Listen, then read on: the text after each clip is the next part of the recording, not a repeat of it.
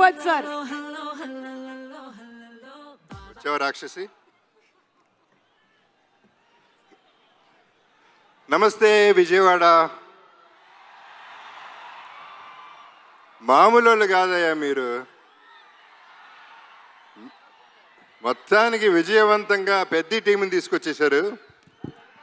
Ram చరణ్ని తీసుకురాగలిగారు. Mainly thanks to MP గారు.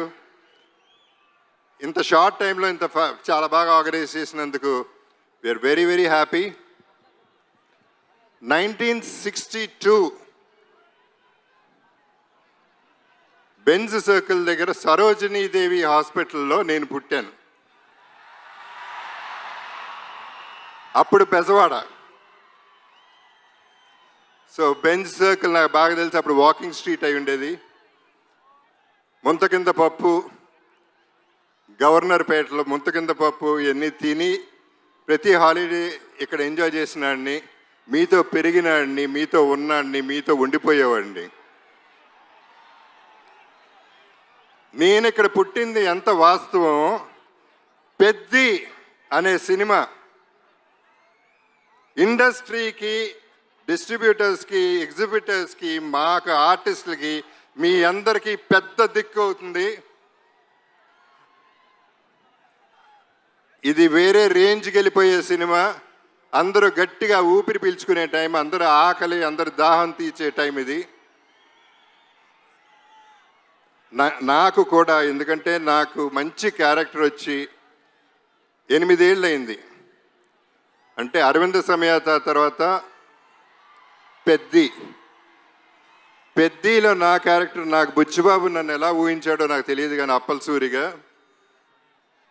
నాకు తెలిసి ఇదే నా బెస్ట్ క్యారెక్టర్ అవుతుంది. సినిమా కూడా బెస్ట్ సినిమా అవుతుంది. ఇక రామ్ చరణ్ మెగా పవర్ ఏంటో ఈ సినిమాలో చూపిస్తాడు. ఏ స్టేట్కి వెళ్ళినా, ఏ కంట్రీకి వెళ్ళినా అక్కడి నుంచి 6 కొట్టాడు. ప్రతి షాట్ సినిమాలో 6రే. మీరు క్యాచ్ పట్టుకోవాలంతే. వాళ్ళ నాన్నగారు చిరంజీవి గారితో ఒక చిన్న డిస్కషన్ జరిగింది, మెగాస్టార్ గారితో. అప్పుడు నేను చరణ్ అంటే నాకు చాలా ఇష్టం.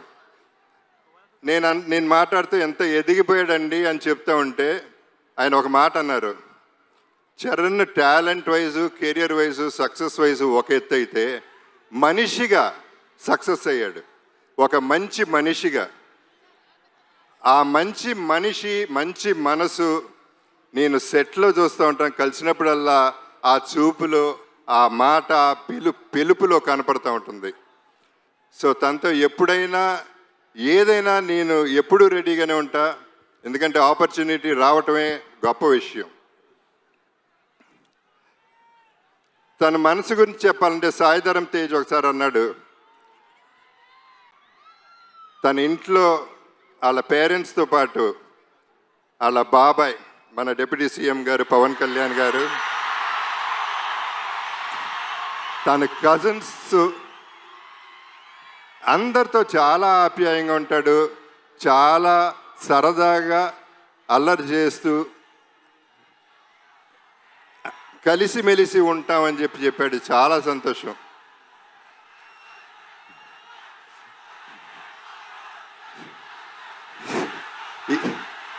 ఈ పర్టికులర్ సినిమా గురించి నేను ఎక్కువ చెప్పదలుచుకోలేదు, ఎందుకంటే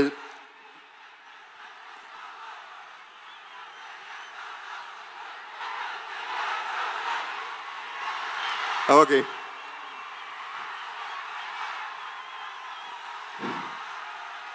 ఇక మా బుచ్చిబాబు పోర్టబుల్ సైజులో, బఠానీ సైజులో ఇంత ఉంటాడు. తనలో ఎంత బుర్ర ఉందో, ఎంత టాలెంట్ ఉందో, అన్బిలీవబుల్ టాలెంట్ ఉంది, అన్లిమిటెడ్ టాలెంట్ ఉంది. Is unstoppable also. తను పోర్టబుల్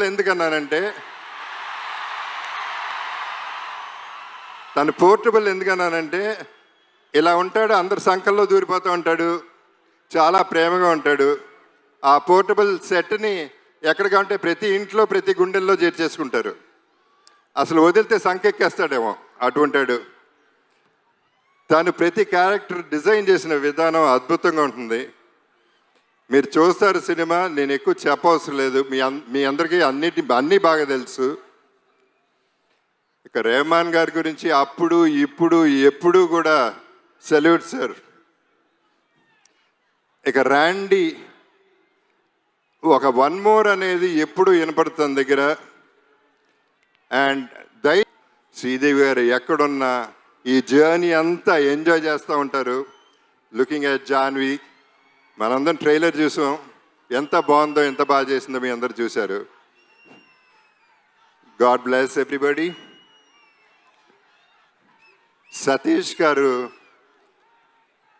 రామ్ చరణ్ తనకై తను ఫోన్ ఎత్తి సతీష్ గారికి ఫోన్ చేసి ఈ సినిమా మనం చేస్తున్నాం అని చెప్తే అంతకంటే అదృష్టం ఏముంటుంది.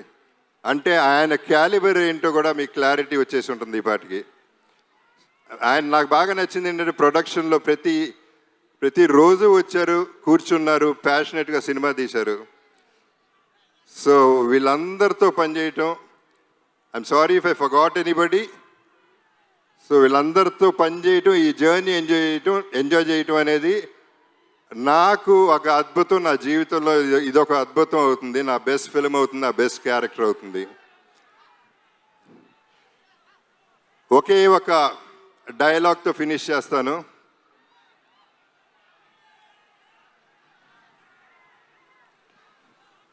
ఆఖరికి వచ్చను కూడా ఒంట్లో దాచుకుని బతకాలంటారా దీని అమ్మ బతుకు.